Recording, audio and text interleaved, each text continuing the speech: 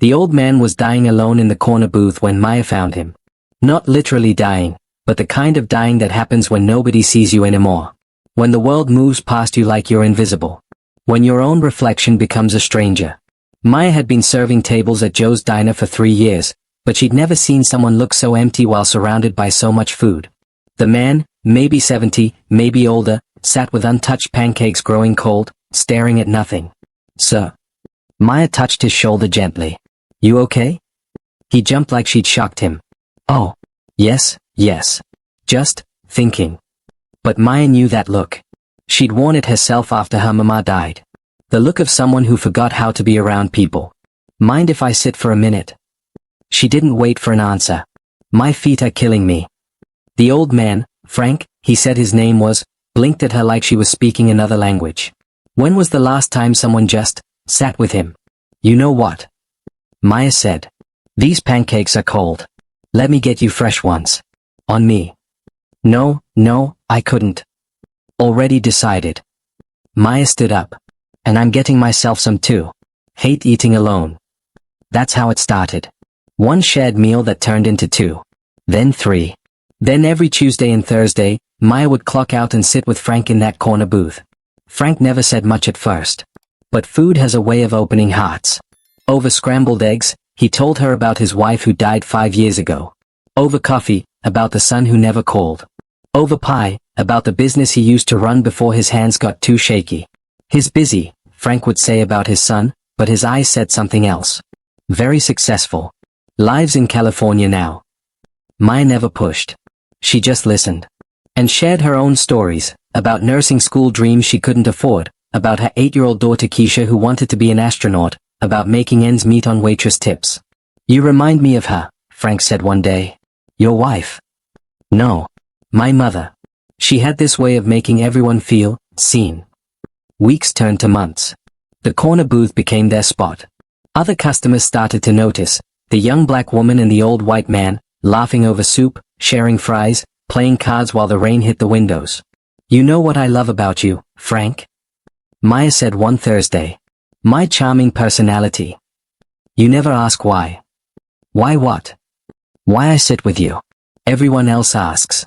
Like there must be some angle." Frank's eyes got watery. "Maybe I'm afraid of the answer." "The answer is simple. You're my friend." That word, friend, hit Frank like a physical thing. When did he last have one of those? Their routine was sacred. Maya would text Frank if she was running late. Frank would save her favorite booth. They'd split whatever dessert was fresh. Simple. Beautiful. Real. One Tuesday, Frank didn't show. Maya waited. Called his flip phone. Nothing. Wednesday, still nothing. By Thursday, she was scared. Frank never missed without calling. Never. She found his address in the diner's old delivery records. Took 2 buses to a neighborhood she'd never seen. Big houses with perfect lawns, the kind of places where people like her usually only came to clean. Frank's house was the saddest on the street. Paint peeling. Grass too long. Mail overflowing. Maya knocked. And knocked. And knocked. Finally, movement. Frank opened the door looking like death warmed over. Bathrobe. Unshaved. Eyes red. "Maya? How did you, what are you? You missed our dinner." I'm sorry. I'm not feeling." "Frank." Maya pushed past him gently. The house smelled like sadness. Dishes piled up. Curtains closed. "When's the last time you ate?" "I don't, yesterday? Maybe?" Maya didn't lecture. Didn't ask questions. Just went to his kitchen and started cooking with whatever she could find. Eggs. Toast. The simple stuff. "You don't have to." "Shut up and sit down, Frank." They ate in silence. Then Frank started crying. Really crying. The kind that comes from somewhere deep. "It's my birthday," he whispered. "What?"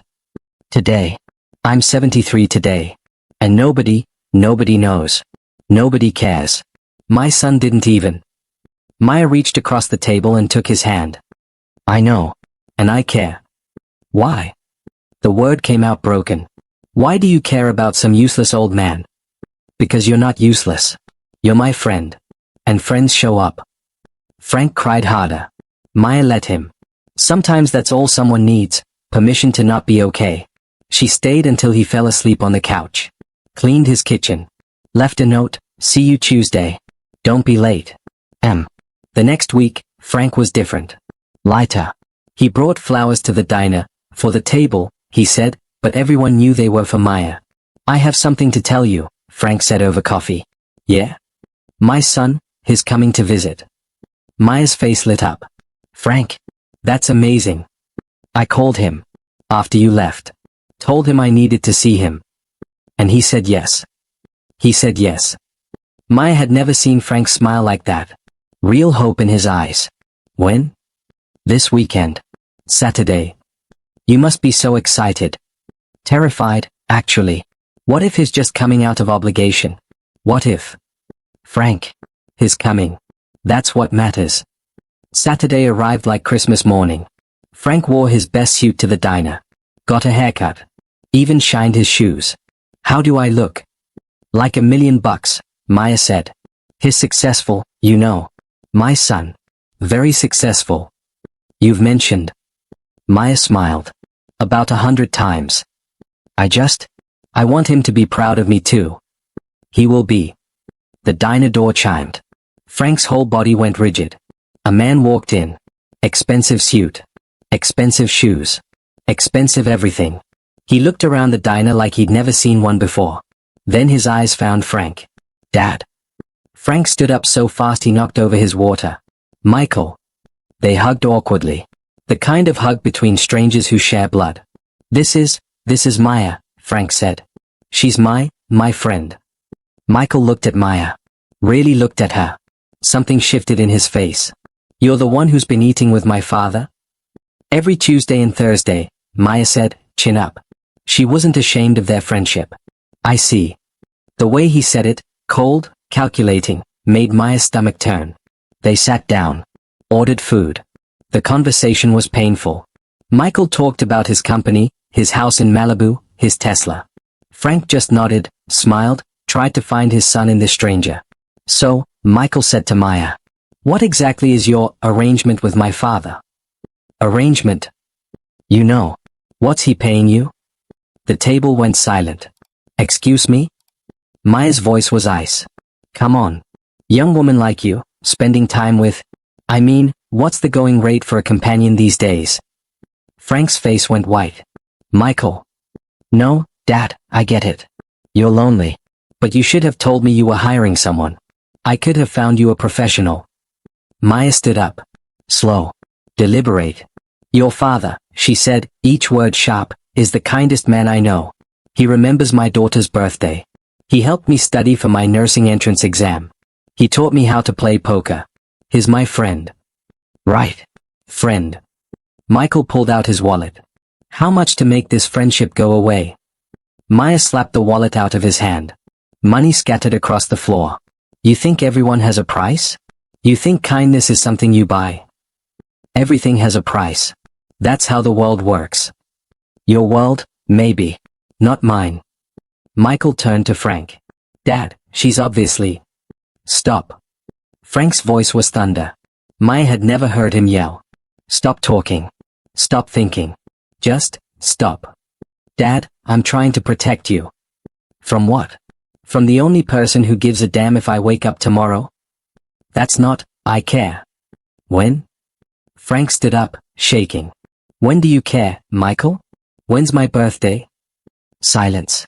"It was last week." Maya knew. Maya came to my house. Maya cooked me dinner. "Where were you?" "I've been busy." "For 5 years you've been busy." The whole diner was watching now. "You know what?" Frank's voice broke. "I used to tell Maya how successful you are. How proud I am. But you know what makes someone really successful, son? It's not money. It's not fancy cars. It's showing up. It's seeing people. It's giving a damn." "Dad." Maya works 2 jobs. Raises her daughter alone. Studies at night. And she still makes time for a useless old man. That's success. That's wealth. That's everything you forgot how to be. Michael's face was stone. "I see she's turned you against me." "No, son. You did that all by yourself." Michael stood up. Straightened his expensive tie. "When you come to your senses, call me. I'll have my lawyer set up a proper care arrangement. Get out. Dad. Get out. Michael left. The diner stayed silent. Frank collapsed back in his chair. Maya sat down beside him. Took his hand. I'm sorry, Frank whispered. For what? For him. For everything. For wasting your time. Frank.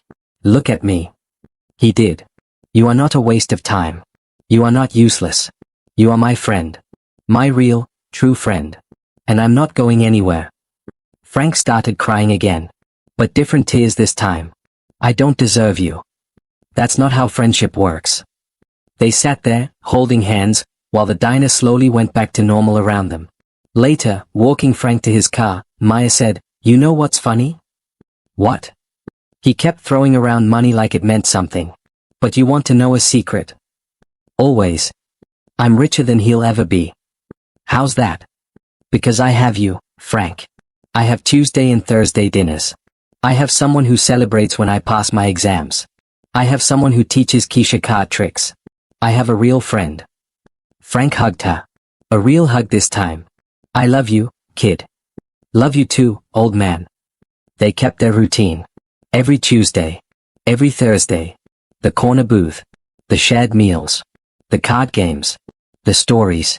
A month later, Frank died. Heart attack in his sleep. Peaceful, they said. No pain. Maya spoke at his funeral. The church was empty except for her, Keisha, and a few people from the diner. Michael didn't come. But Maya didn't care about Michael. She cared about Frank. About their friendship. About the way he laughed at her jokes. About how he never let her pay for pie.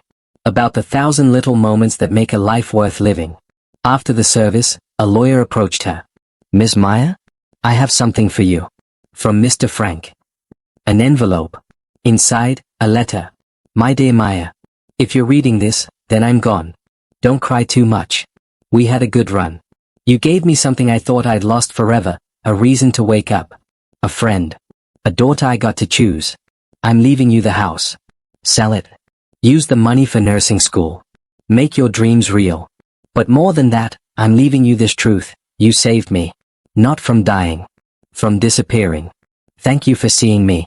All my love. Frank. P.S. Tell Keisha the ace is always up the left sleeve. Maya cried. Laughed. Cried again. She sold the house. Went to nursing school. Became the healer she was meant to be. And every Tuesday and Thursday, she goes to Joe's diner. Sits in the corner booth. Orders 2 coffees. One for her. One for Frank. Because real wealth isn't what's in your bank account. It's who shows up. It's who sees you. It's who stays. What do you think about Frank and Maya's friendship? Should she have taken Michael's money and walked away, or was she right to stand by her friend? Drop a comment below and let me know your thoughts. And if this story touched your heart, hit subscribe for more emotional stories that remind us what really matters in life.